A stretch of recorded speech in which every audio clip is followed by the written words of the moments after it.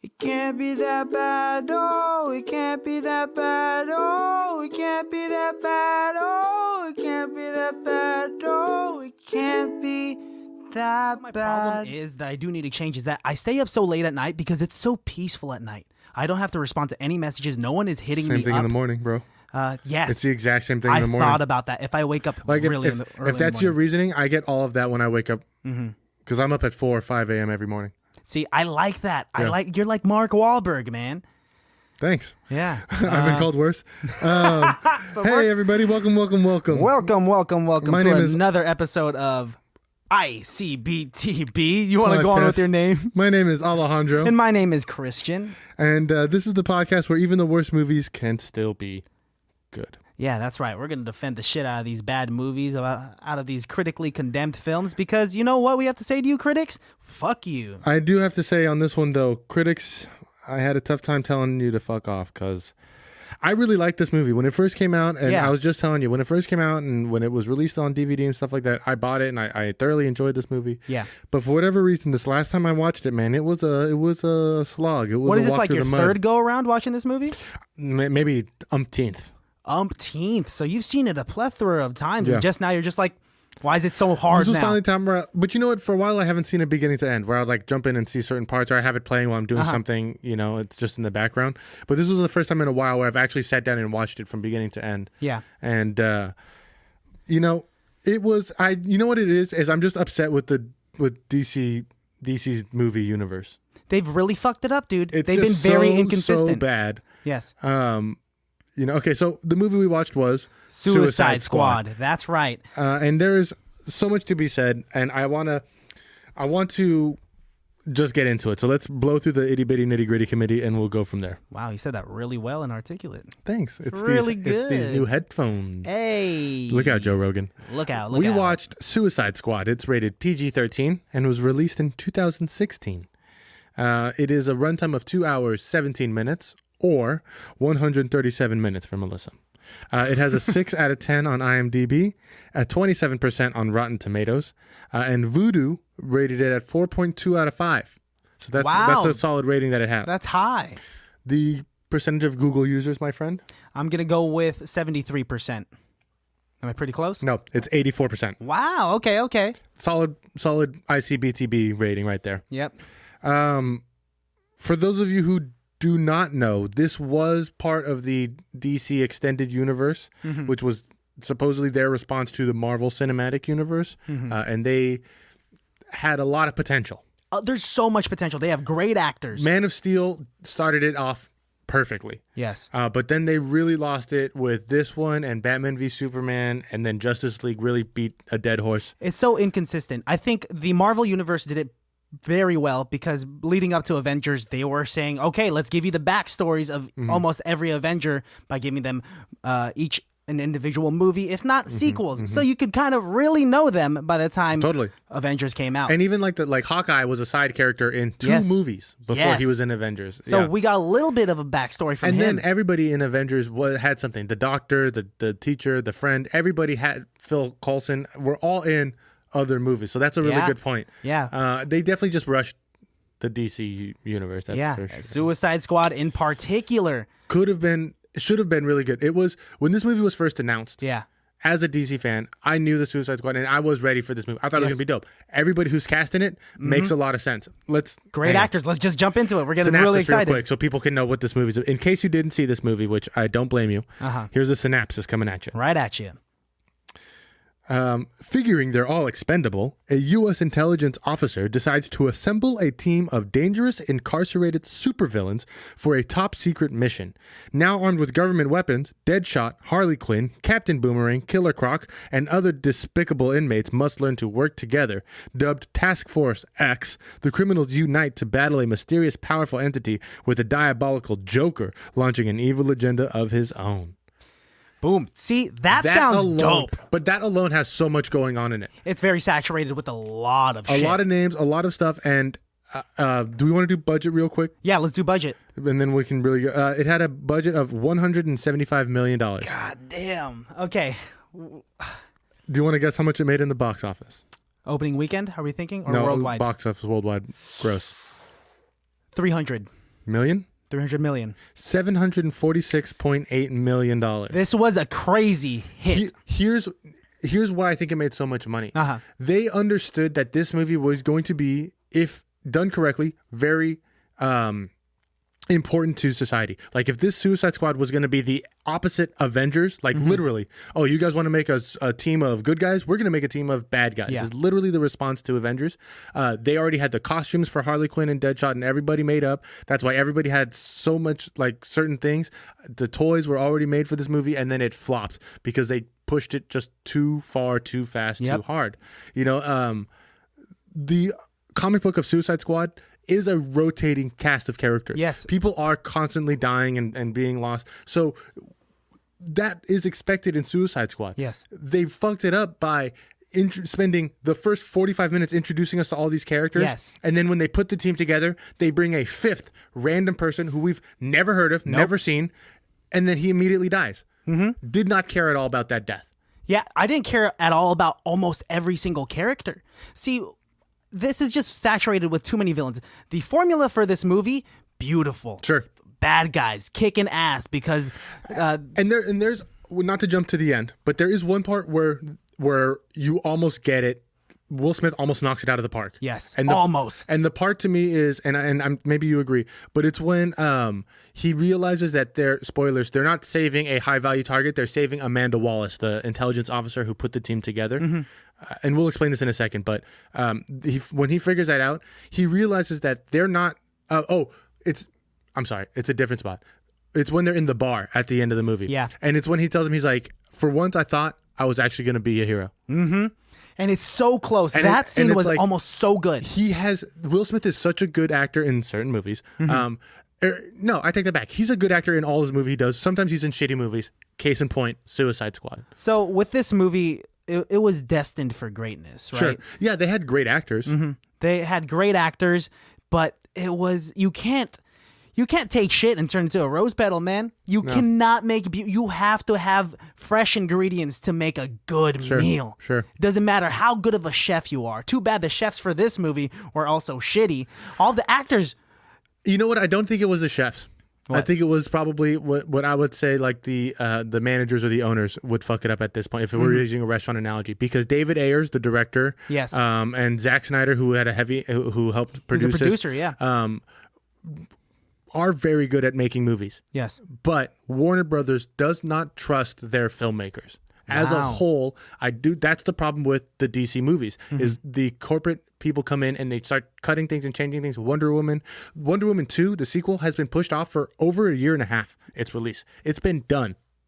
And it's just waiting. They just keep pushing it out because they're worried that people aren't going to like it. But in all honesty, if that movie would have come out when it needed to come out, we probably would have still liked it. But if it's now already it's a going to good bomb. movie, It's going to bomb because of the anticipation at this Exactly. point. The further It's been and further 2.5 you push years. something, we're just expecting greatness at that point. But if you organically release it when it is ready, fucking release that shit and it might be good. And so I want to touch on a point about Man of Steel, which I touched on earlier, which was what started the DC universe. And it was the story of Superman in a very realistic, down-to-earth, modern storytelling. Yes.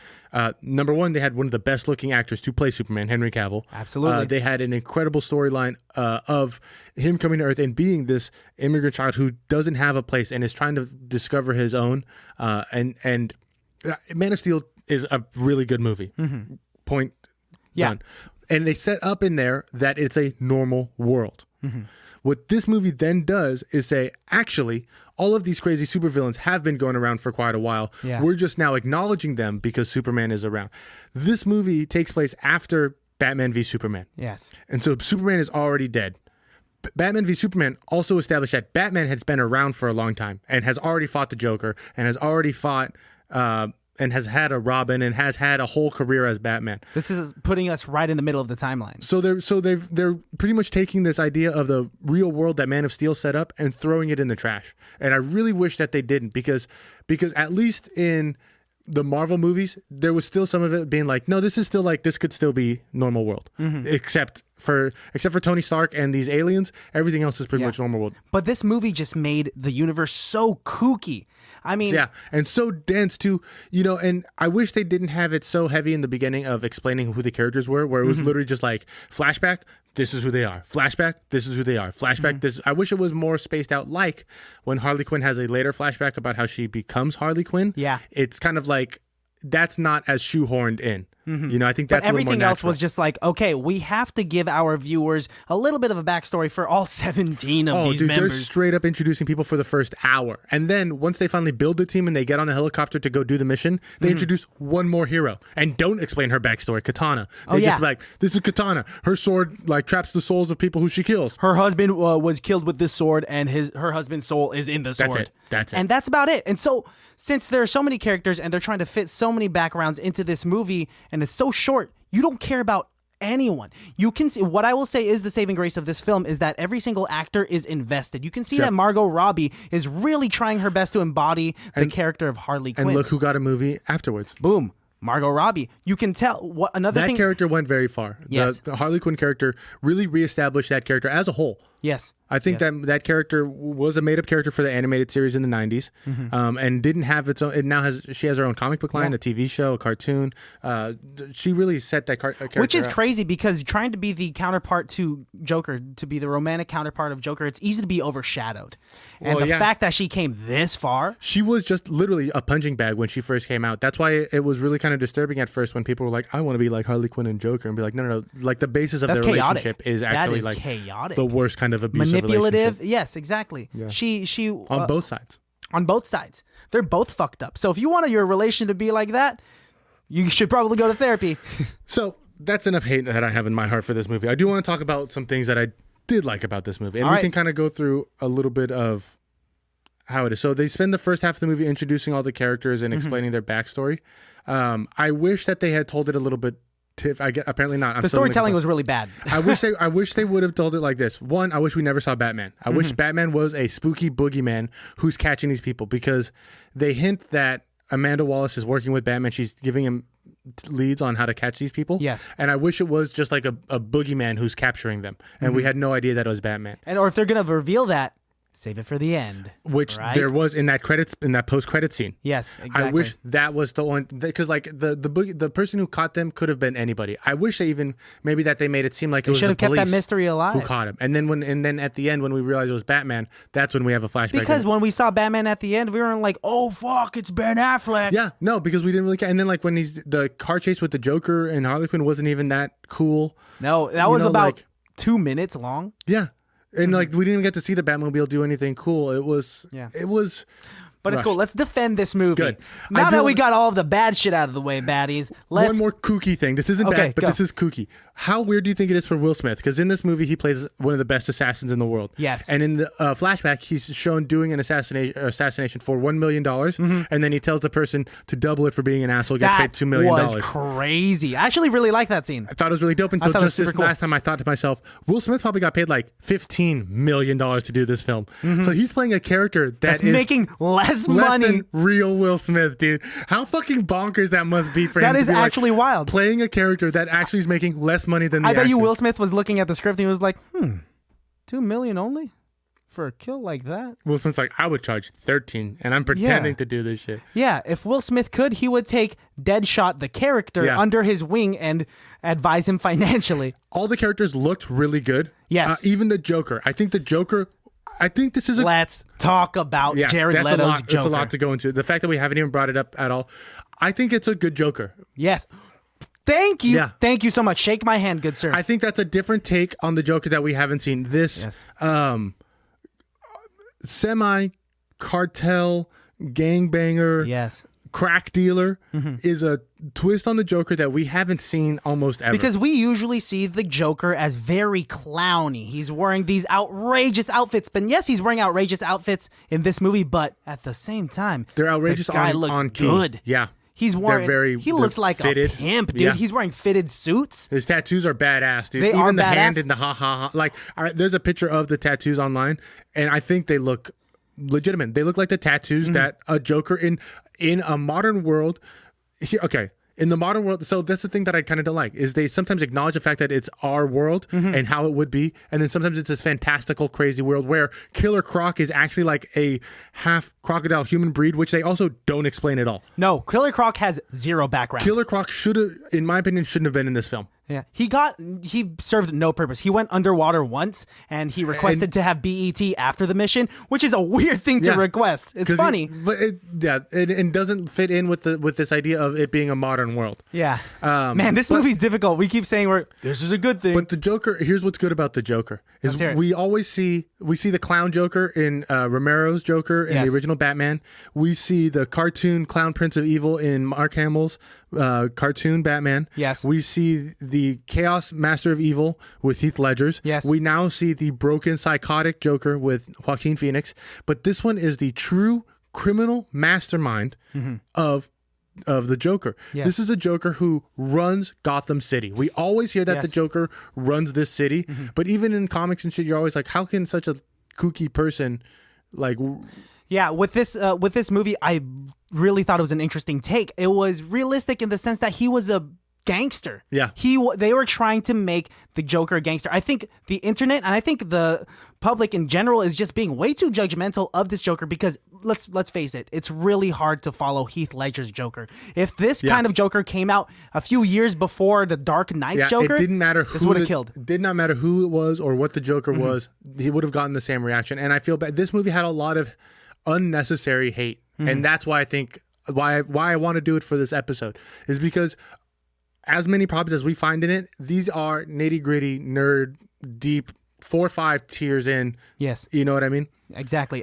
This movie did not deserve the amount of hate that it got. No, because it looks cool. It's a fun action film. It's really fun. Every single scene with Jared Leto's Joker, I was in. You can see he is giving his 200%. He is fully embodied this character, this version of the Joker. And he is not just, and we know that like off screen, he really like embodied the thing too. But that's Jared Leto, man. But he really did want to be a faithful telling. He did things that the laugh was different than anything else. The way the Joker spoke was different than any other Joker. It was really good. Every character believed it. Captain Boomerang was really into like his character and like, you know, I like that he hit a beer from the bar and later on when shit was going down, he like pulls a beer out of nowhere. Like small little things like that were telling of the character. Because when this movie first came out, people were like, that's stupid. Where does he have like infinite beers in his pocket? Like, no. Actually, you watch him steal it from the bar. Like this movie has that to it, which is a really good nod to comic books where like you can almost always trace it back to what's happening. Yes. There's no twist that isn't set up in a comic book. This is what I think of the movie. The movie as a whole is pretty garbage, but if you were to take scenes separately and piece them together differently, sure. If this was edited completely different and if it wasn't so filtered out by corporate Warner Brothers, this could have been a great movie. 2 things I want to say on that front. One, if I were to the thing, knowing now what this movie was supposed to be and how it was supposed to fit into the bigger world of the DC universe and how it was supposed to fit into Justice League is upsetting. What was supposed to happen in this movie was the main bad guy wasn't supposed to be the witch. It was supposed to be Steppenwolf, who was the bad guy in Justice League. Steppenwolf is, for those of you who don't know, and I assume that's most of you, Steppenwolf was the forebringer of Darkseid, the leader of Apocalypse, the ender of worlds. Okay. So this was supposed to be the introduction of Steppenwolf, and that was going to be our introduction to the mother boxes, which leads us into this bigger conspiracy of Darkseid coming to the planet where the Justice League would have to fight Darkseid. So they just scrapped that, and you can almost see in the brother of the witch, Incubus. Incubus's design is similar to that of Steppenwolf's because they literally just cut and pasted shit out of this movie to make it because they're just like, you know what, we don't want to do that. Warner Brothers came in and literally was like, no, this is what we want to do instead. Man, that's what it seemed like. It seemed Incubus was shoot themselves in the foot. Incubus came in so inorganically because all of a sudden the Enchantress was like, brother, I need your help. And it's like, and they almost put that away for 45 minutes. The bad guy is Amanda Wallace, and then it's a saving Amanda Wallace story, and then they save her, and then you're like, oh yeah, she's actually the bad guy, and then something happens, and then you're like, oh no, actually this other guy's the bad guy, and a whole nother hour to go. Yeah, this had so much potential. Every single actor I really thought was invested in it. That's good. Look, and the the costumes are really good, but the storyline is lackluster. It's a good sandbox with a bad story. Yeah.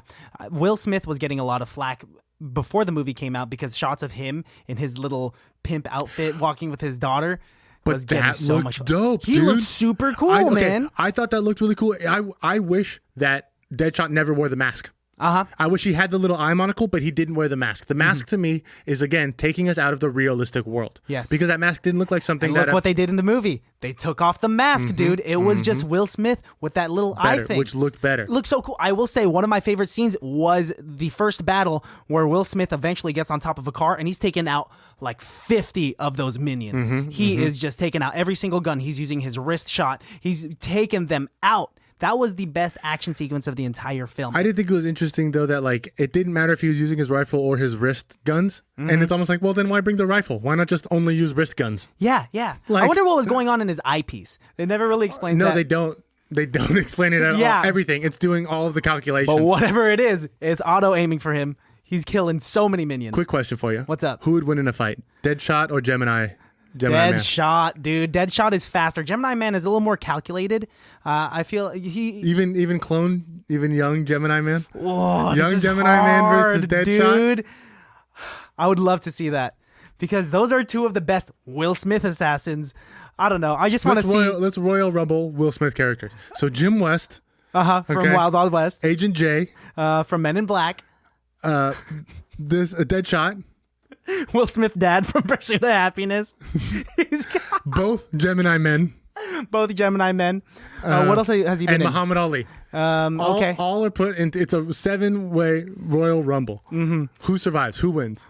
Pursuit of Happiness, dude, dies quick. He's first. He's trying to sell his computers, and he's like, I'm trying to save my son. He just leaves. And then next would be Muhammad Ali, because Muhammad Ali would be like, I don't want to fight a war that I don't believe in. And then he'd be like, well, we're all assassins. Yeah, we all have guns, and you have punching gloves? Maybe Agent J could like neuralize them all real quick. Yes, I think if he were to do that quick enough. But Jim West would be wearing his sunglasses. That's true. So then Jim West wouldn't be affected by it. He'd pull one of his 6-shooters, shoot Agent J. So now there's 3 down. Muhammad Ali, Pursuit of Happiness, and Agent J are down. That leaves us with 5. Okay. So then what? Deadshot is probably going off. Deadshot doesn't care. It's just. But was he neuralized? Yeah. Oh, do you think maybe it doesn't affect him because he has the monocle? It's possible. It's possible. I don't know. This is now we're stepping over the boundaries of reality by taking all these fictional characters and except for Muhammad Ali and putting them into one Royal Rumble.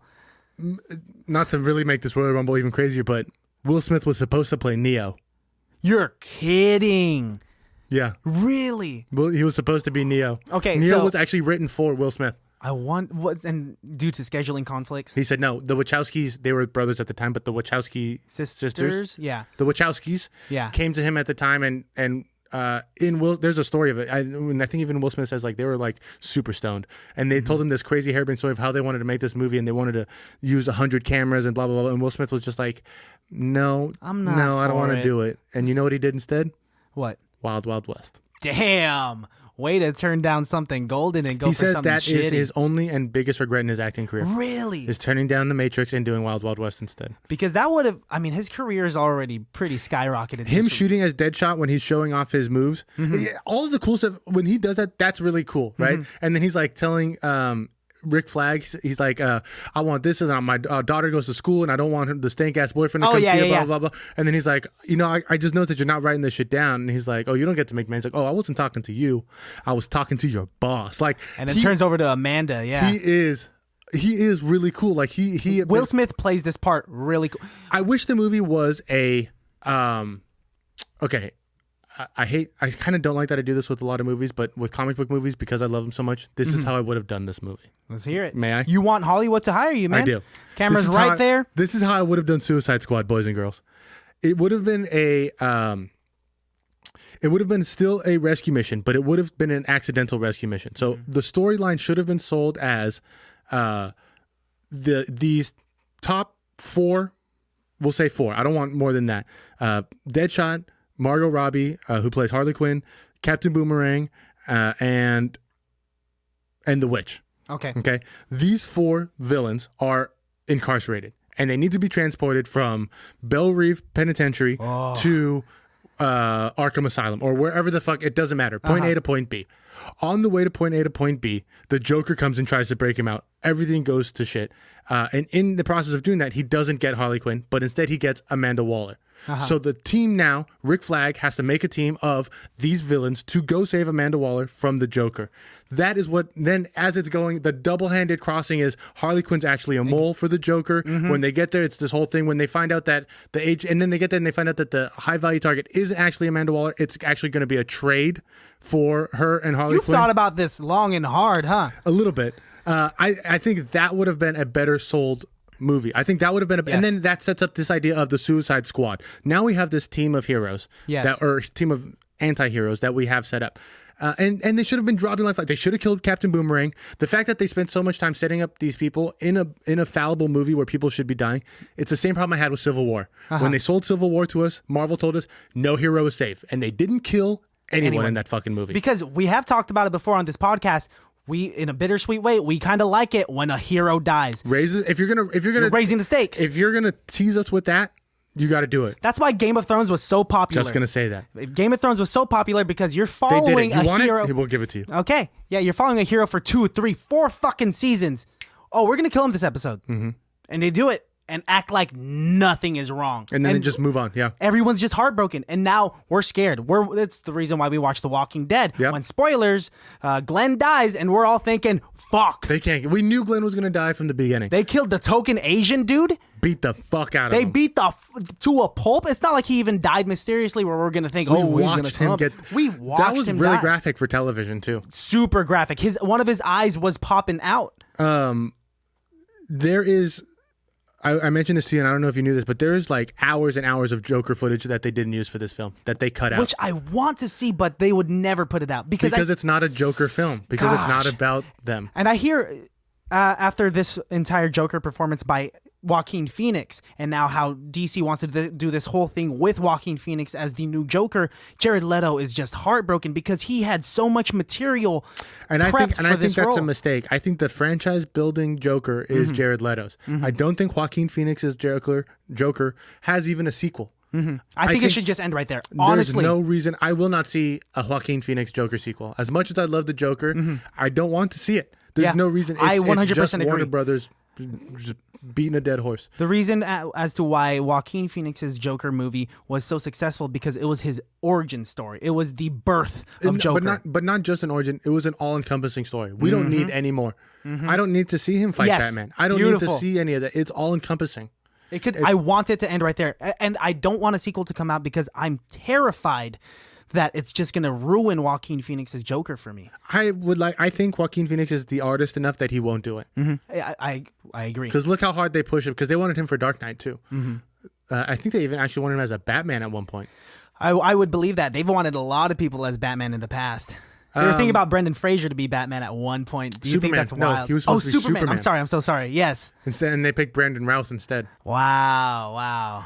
Man. Look, this movie has a lot of crazy production gossip and drama, and I would love to go deeper into that, but that's for a different episode, for a different show. This is a film that is over 2 hours, and it is very fucking crazy. Very dense. It had so much promise, but due to bad writing and bad editing. Very dense with Easter eggs and quips, and did you notice Belle Reve was now an army base? That was kind of cool, right? Oh shit! That's where they had Deadshot and Harley Quinn originally in prison. Where they had them was called Belle Reve. Wow, I didn't Air even Force think base about that. Instead of Belle Reve Small prison. little Easter eggs, man. Did you notice there was the smiley face buttons, like Watchmen buttons, when Harley Quinn breaks the glass to steal the purse? No. There's a big yellow smiley face You've button. definitely seen just this like a the shit watch. ton of Oh yeah, times I told to you, see dude, this. I've seen this movie because I thought it was going to be so good. You know what I mean? I was pumped for this, man. Even the idea of Suicide Squad gets me going, and they could have done a really good job, bro. Sidebar. Yeah, you know who else is in this movie? Can you read my... Look at me right now. Look at me. I'm the captain now. Who else is in this movie for a split second? Common is in I meant to bring this up. fucking strip club, dude. Common keeps making cameos in our movies, dude. Dude, Common, you're making cameos in bad movies, but things that he stars in, might I say, pretty good. Also pretty good. Well, sometimes. But yeah, Common is in the strip club where Jared Leto's Joker is just chilling in, and Harley Quinn is up on the stripper pole, and Common's like, "You got yourself a bad bitch, Joker." Joker's like, "You like that? You like want that?" it?" Yeah, and I love Common in this because even as a gangster, this guy is true and loyal to his friends. No, he's not. He's scared shitless of Joker. He's scared. Yeah, That's he's scared what it shitless. is. He's not loyal to his friends. They're not friends, dude. That's why I like that scene so much. See, I disagree. I don't think the scene is Common like respecting the Joker and this woman. I think what it is the Joker's so fucking crazy. Shit. Here's the craziest thing about the Joker is the Joker can find you in a dark alley and pull a gun out and shove it down your throat, and he may pull the trigger and blow your brains out, or hand you $1 million. I don't know. I'm gonna have to And say, legitimately, the Joker. Well, okay, say. you're saying this is out of fear and not respect. 100% this is out of fear, dude. Because he's like he gives a compliment and he almost says it like, man, he doesn't even like realize what he's saying. He's like, man, you got yourself a bad Because that was bitch. my defense. I was gonna say if this guy was very fearful of the Joker, he would have filtered that thought out quick. I think if we rewatch that scene, separately, this movie has good Separately, stuff. these But as scenes a whole, alone it's are garbage. pretty fucking good. If we take just that scene and you watch how Common delivers that line, it truly is kind of like a, man, you got it. Like, he's not really saying it to the Joker, and the Joker's like, oh, her? You like her? Come over here. And like, and is like, he's like, I have he's trying to prove to Common, he's like, I got so much power over everybody, even my number one.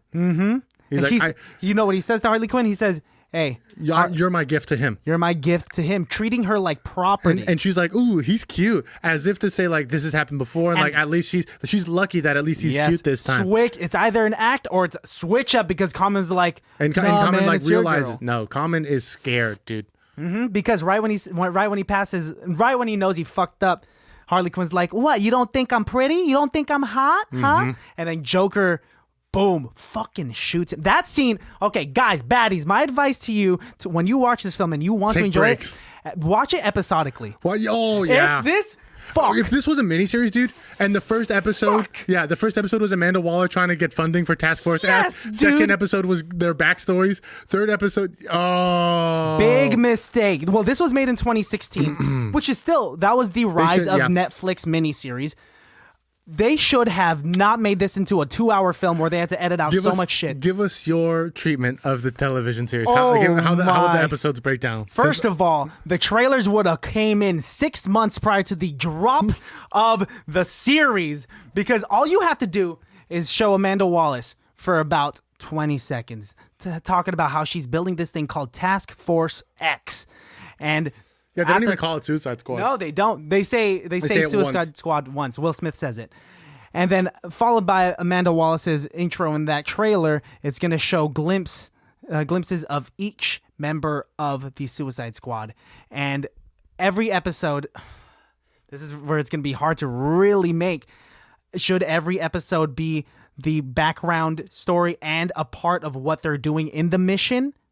For each member of the Suicide Squad? That's very like Mandalorian, how like it kind of got very formulaic where it was like he meets this person, they do a mission, he kills them. But look at that formula. It's a decent fun, but that's a very tried and true method. Yes. I think where being the modern world now, if I can be the associate producer here. Yes. I think where the series comes in is every episode more or less we get a little bit chipping into the backstory, but every story is progressing them to a final goal. Their mission. The whole of the mission of the season is getting Amanda Wallace out of the building. As every episode goes on, for this episode, Deadshot's kind of taking the lead. For this episode, Harley Quinn's kind of taking the lead. I like that. For this episode, Captain Boomerang, kind of like the old Justice League cartoons. Yes. Sometimes Green Lantern led the episode. You know what I mean? I think that's a good formula while still simultaneously driving the plot.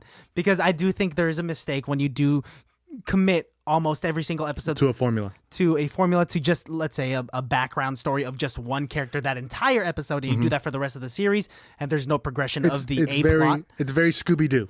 Very Scooby-Doo. Right? Where, hey, we get this, it doesn't matter where we are, doesn't matter who the villain is, doesn't matter what's going on. We go in, we do this, we do that, he does this, we take the mask off, we go home. Dude, Hollywood. Hire us. Hire us. We are ready for you. Shit, there's so much to say. Let's do one more little thing. There were some really cool flashbacks that I really liked. We did get to see the Flash in action. We never got to see the Flash in any other. Dude, the Flash pops up. He's the one that catches Captain Boomerang. Yep, and that Flash Diamond Heist. That Flash is really that's Ezra Miller. And he was also in Justice League, but in the Justice League, his character was different because even Batman's character was different in Justice League compared for this one. Like that's why I'm saying DC Universe is so inconsistent. Yeah. They're really just testing the waters now. I don't understand why they can't make good comic book movies because it's headache. all written down for them, dude. Like you can just go square from square from square. They have the money to hire the best writers, the best everything. They are hiring the best writers. But and it's stuff. fucking Warner something's Brothers. Something's happening at the top, dude. They're not listening to their fans. They're not listening to their creators. They're not listening to the true source material. That's all you really got to do. If you want to make something successful when it's already written down like a comic book, listen to your fans, listen to the creators, and you can still keep it true to what it's. Although listening to the fans is tough because look at what fans are doing to Star Wars. You got to take the fans for some stuff. Fans kind of fuck it up. Well, be smart about it. You know what the worst part about Star Wars is? What? The fans, dude. Like, they're fucking up the franchise, dude. That's. I think George Lucas said that. George Lucas said that. The worst part about Star Wars is the fans. Exactly, dude.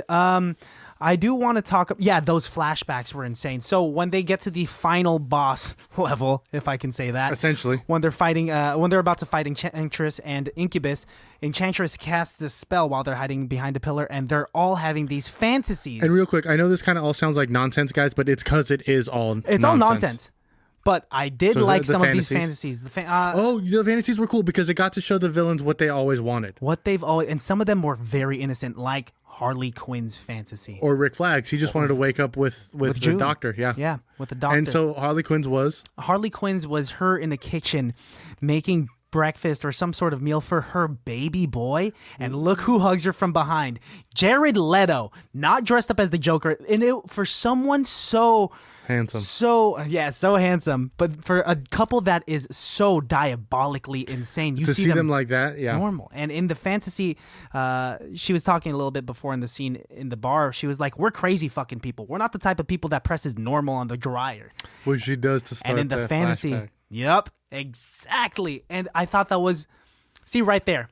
If they had more scenes like that, if they had writing as consistent as that. Sorry, go ahead. No, I was just gonna say you're right. They have some really. That's another really good spot when Inferno or whatever Diablo is telling his story about how he kills women and children, and even like some of the bad guys like, even Deadshot's like, I don't kill women and children. Yeah. And Harley Quinn's like, fuck that shit, bro. Own that like, shit. Yeah, that part was really good because that's a good scene. In fact, because we never see villains talk about. We never see villains feel bad for what they do. Right? We never see the weight of their mass murders and things like that. So here's a time where we finally are getting this real deep moment, and then of course, who is it that switches it around on us? The fucking Joker's girlfriend, who's like, no, actually, own that shit. Fucking love that shit. That's one of the jewels in this movie where that was good writing right there. That is a part of the consistency of the.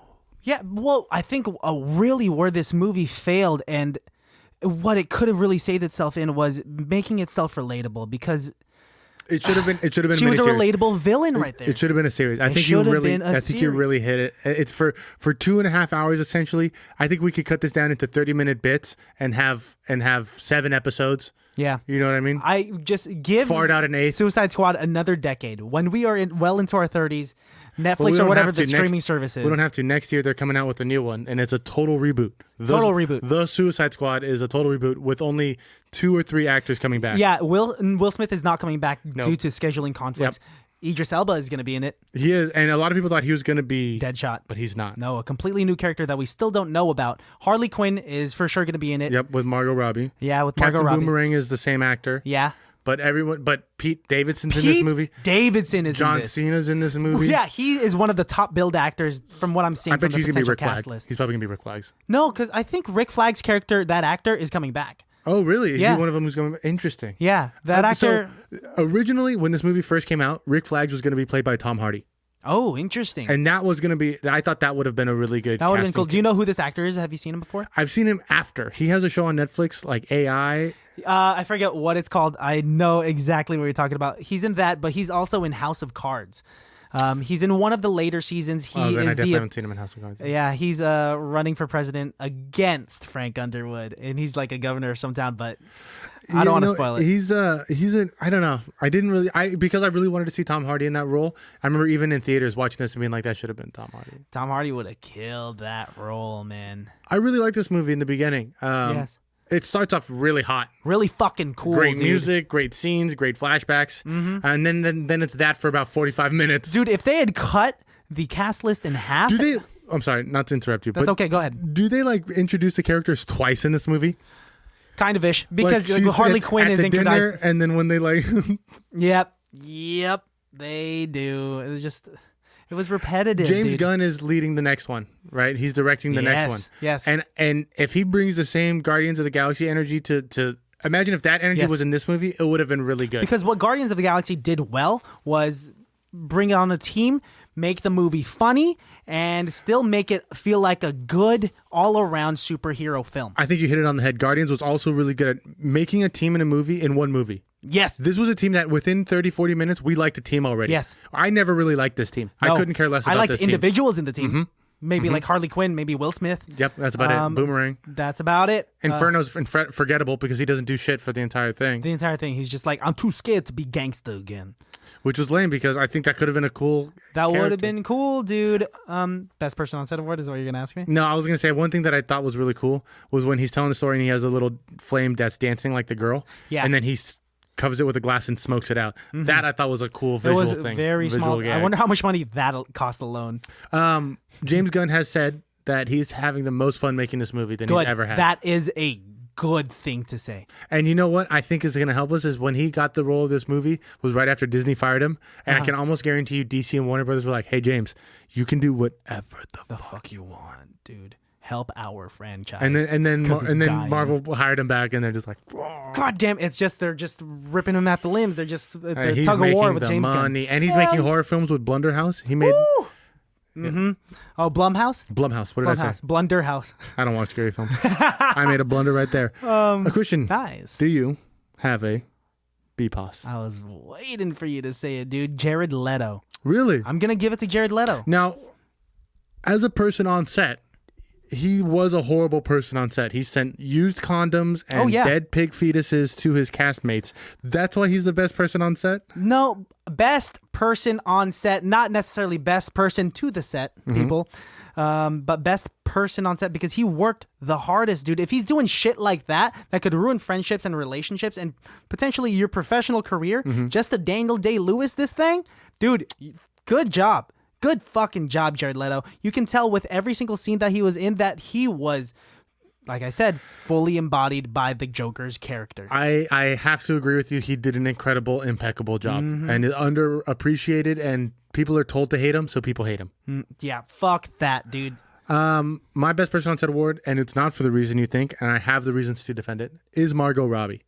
Nice. No, she was a close second for me. The reason why I picked Margot Robbie is because this is one of the most marketable characters that Warner Brothers has ever had. Look at how many costumes have come from this character. Look how many shows and toys and things have spawned from Harley Quinn itself. If there's one thing that's become successful from this movie, it is Harley Quinn. She has her own spin-off, The dude. character, the actress, the role, the everything about this person and character has exploded because of this garbage movie. Yes. Little girls from now until the end of time are going to be Harley Quinn for Halloween. Oh, yeah. There will always it's be the easiest costume. And adult girls when they're 20s and being sluts are going to be Harley Quinn as well because it's one of those things that fits Warner Brothers has been able to market to every aspect. Yeah, yeah. Well, we're in a day and age where, women have really worked their way up to like where they are now. And so Harley Quinn is a testament of like, you want to be a badass female character because a lot of comic book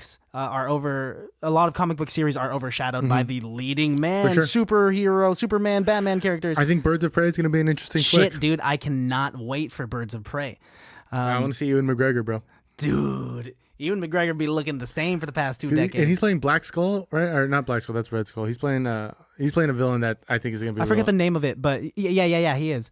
Black Skull, dude, I'm so right? excited. I don't know, we'll check that out later.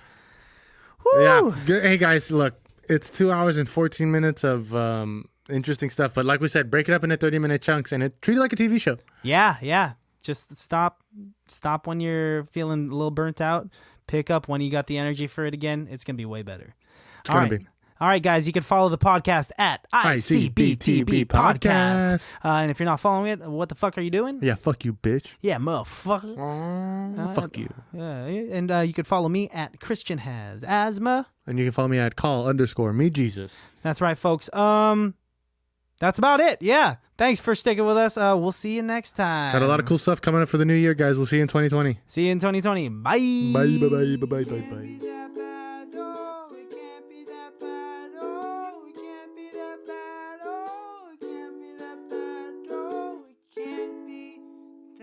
Bad.